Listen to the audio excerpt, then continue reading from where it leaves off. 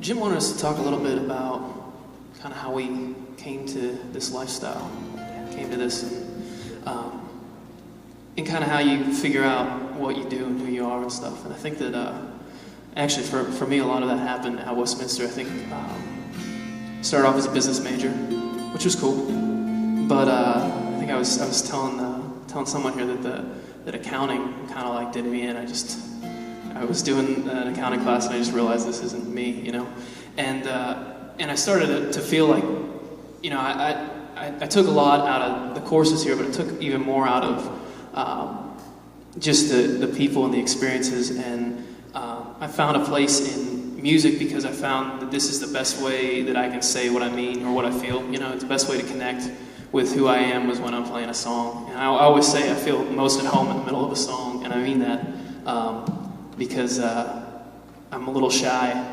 about, you know, the deep stuff until I'm playing an instrument and I can kind of hide behind a melody, you know. And so I think that this was my way to connect with people and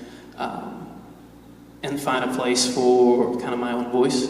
And so that's where the music came from. And then spirituality ties into that. I never labeled myself as a Christian artist because I feel like that was kind of limiting to me. I didn't want to just walk that path. I kind of wanted to find people where they are, and so I just try to throw my own kind of melting pot of Christianity into my songs as best that I can, and that's how I carry my message through. That's me. Joy Testimonials. Well, so I graduated from Pitt, University of Pittsburgh, must have been about eight or so years ago. And for that time in my life, leading up to that point in my life, all through my grade school years and college, I lived with my parents, of course. Even through college, I commuted all 4 years, which was, if you are a commuter, I would definitely recommend living on campus some years, just a side note, just so you can really experience college, because that's one thing I really miss. But it wasn't until after I graduated from college and moved out that I had to kind of figure out what is it that I believe. You know, is this the faith of my fathers? Is this the faith of my parents? Or do I know the Lord personally? And I started really wanting to be a songwriter. I was working as a volunteer youth leader at my church's youth group, and we would come to like Wednesday night band practice every week, and like the teenagers were writing songs, and I was like, I want to write songs. I'm a songwriter, I know it, but I'd stopped playing piano for about 8 years at that point, and I just really felt like a songwriter, not a piano player, but I felt like I needed a tool to write music. So I started writing songs by relearning how to play the piano, and this is the long version.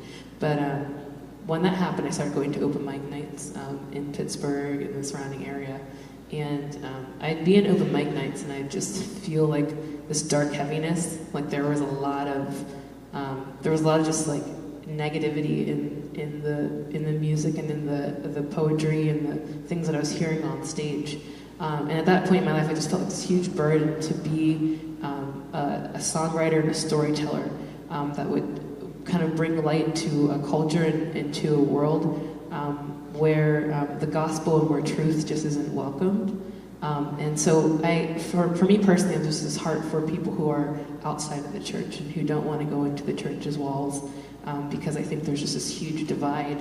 And I really just want to be like a gap bridger and be someone who was able to share truths to a culture that maybe sometimes doesn't welcome that, and so that's kind of how I found my heart for doing music, sharing music, and so that's kind of my short story, which could actually be a lot longer.